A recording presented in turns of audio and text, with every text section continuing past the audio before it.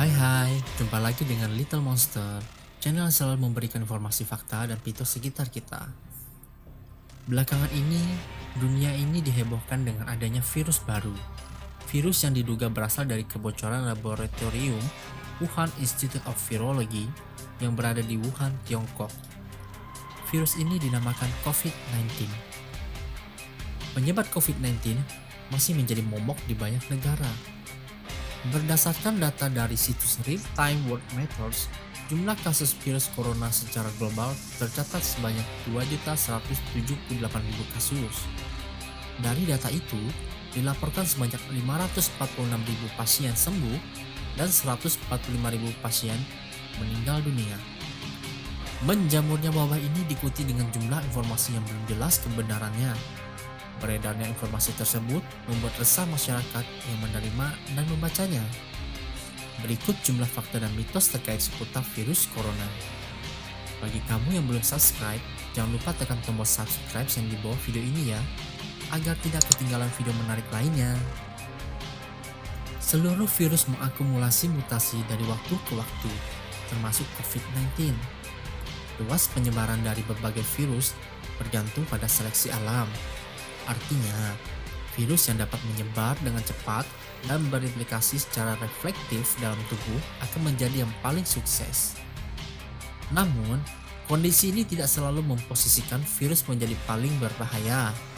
Sebab, virus mematikan akan membunuh dengan cepat atau membuat seorang sangat sakit, sehingga kemungkinannya kecil untuk ditularkan. Sementara itu, analisis genetik yang dilakukan para ilmuwan Cina terhadap 103 sampel virus pasien di Wuhan menunjukkan ada dua jenis strain yang terdeteksi, yakni L dan S. Mereka menyebutkan kemungkinan strain L lebih agresif, baik dalam hal transmisi maupun replikasi. Tetapi, pada tahap ini, teori tersebut masih bersifat spekulatif. Karena belum ada perbandingan langsung untuk melihat apakah orang yang terpapar satu strain virus cenderung lebih mampu menularkan atau menderita gejala yang lebih parah. Informasi terkait virus corona yang dapat menular melalui udara tersebar di media sosial dan grup percakapan.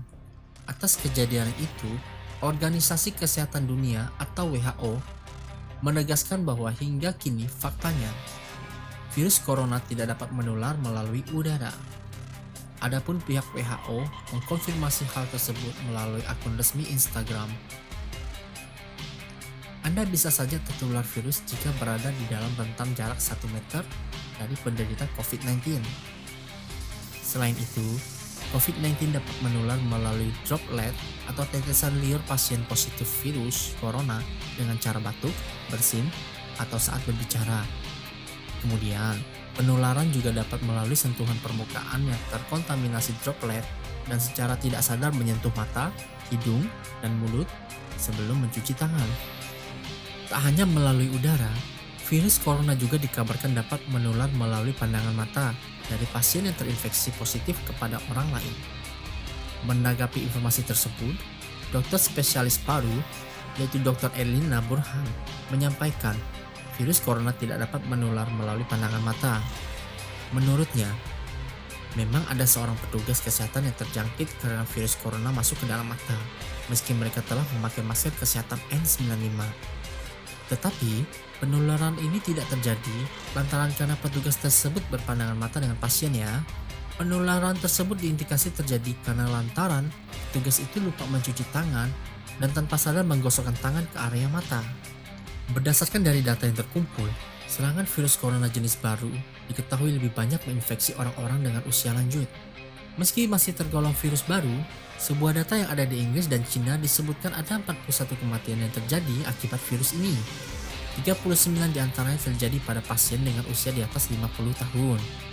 Usia lanjut dinilai lebih rentan terinfeksi virus, sebab mereka berpotensi memiliki kondisi sakit yang lebih kronis seperti diabetes atau penyakit paru. Kondisi tersebut membuat mereka kesulitan dalam menghadapi serangan patogen virus baru. Sementara itu, dalam makalah New England Journal of Medicine menganalisis karakteristik 425 orang pertama di Wuhan yang terinfeksi oleh virus penyebab COVID-19 ini. Ditemukan tidak ada yang lebih muda dari usia 15 tahun. Usia rata-rata pasien adalah 59 tahun. Dan setidaknya pada pertengahan Januari, orang termuda yang meninggal akibat penyakit itu berusia 36 tahun. Tak hanya itu, anak-anak mungkin akan mendapatkan virus tetapi gejala yang tampak akan lebih ringan dibandingkan orang dewasa. Saat ini sejumlah produk beralkohol disebut dapat membunuh virus corona. Apakah semua alkohol dapat efektif dalam membunuh virus yang menyerang saluran pernapasan ini?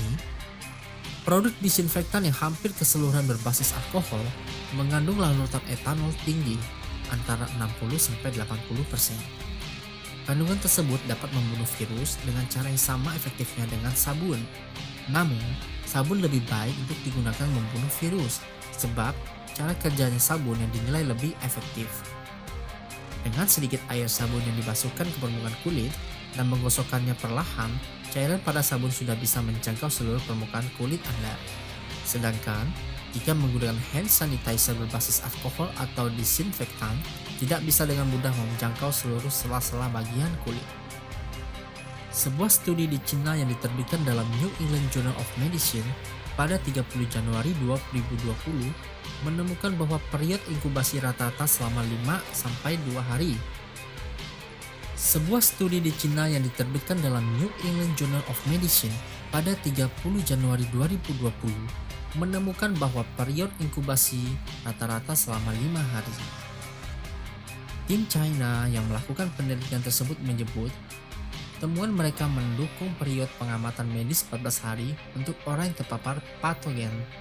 Adapun perkiraan tersebut selaras dengan periode inkubasi pada virus corona jenis lain, seperti SARS yang juga memiliki masa inkubasi selama 5 hari. Demikian mitos dan fakta mengenai COVID-19.